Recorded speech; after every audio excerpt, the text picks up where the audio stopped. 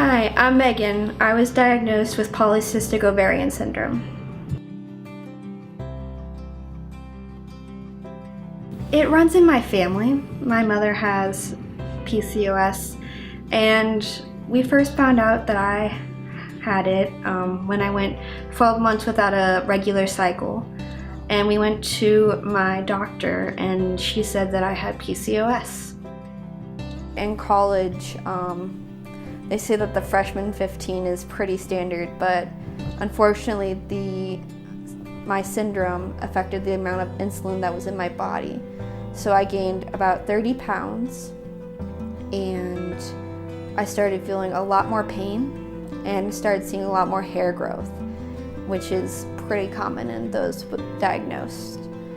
So I had to start eating better. I had to start exercising a lot more than I previously had. And I had a lot more pain on a day-to-day basis.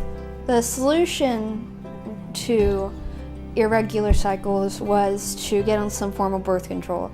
I was offered the options of an IUD or the birth control pill, and I went the route of the birth control pill.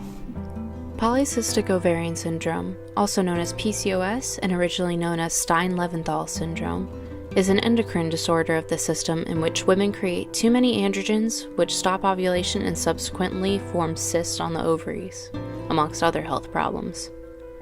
1 out of 10 women will have PCOS. However, 70% of the population isn't even aware of it yet.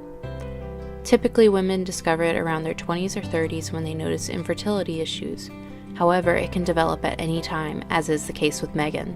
I was 21 when I was diagnosed with PCOS, and at the time it was not called PCOS, it wasn't called polycystic ovarian disease. It was called Stein-Leventhal syndrome. And I had had problems probably since early puberty, but no one really knew what I had. And at the time, you didn't discuss this all that much. My parents had no idea, my mother didn't discuss it with me. And so really it was college before someone began to help me understand what was happening. Well, what we know about it is it's a collection. It's a syndrome. So it's a collection of body-wide symptoms, and that's what we look for is what is she presenting with. Not everybody presents with the same thing, but basically it would be weight gain, hair growth that's unusual, more male-like pattern, which would be facial hair, hair on the breast, hair on the abdomen. Acne is often a problem, and typical is a apple-shaped body where you're wider in the middle, where most women have a very narrow waist. Someone with PCOS would have more wider. The diagnosis is extensive lab work looking at the endocrinology of the syndrome, and then there's an ultrasound generally involved with you looking at the ovaries to see are they actually polycystic. And it's a very clear picture on the ultrasound where it looks like circles all over the ovary. So in that way, and sometimes that doesn't present in the early stages, you just have the symptomatology. And that's how it's diagnosed. PCOS often acts as a gateway to a number of other health issues in women, including diabetes, heart disease, and ovarian cancer.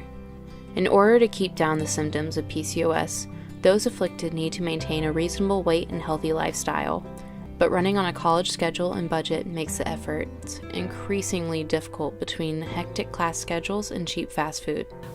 Weight gain is a usual part of living on campus, especially when you first get here, because the food choices aren't always the best, and you have liberty to eat whatever you want. Doctors often use birth control and diabetic medications such as metformin to curb the rising symptoms. However, even these methods aren't necessarily guaranteed to stop them. Metformin's not an easy medicine to take. It can make you very nauseated. It can give you diarrhea. So it's not a fun pill, and you don't do it unless it looks like you're becoming insulin resistant. While doctors still learn about PCOS and ways to treat it most effectively, the women afflicted must make the choice to improve their lifestyles in order to avoid the consequences of PCOS spun out of control.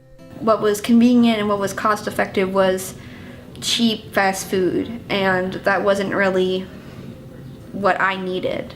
I needed something a little bit more healthy and something that was better for me. So I started going to places like Lidl and Aldi's, places that have healthy, cost-effective food options. And I started working out at the gym more. And yeah, the pain is just kind of there, like all the time. So there's nothing really much to do about that.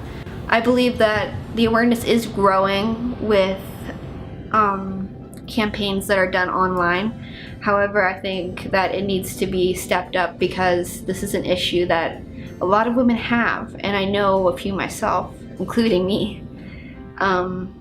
So it's just really important, and the word needs to get out more.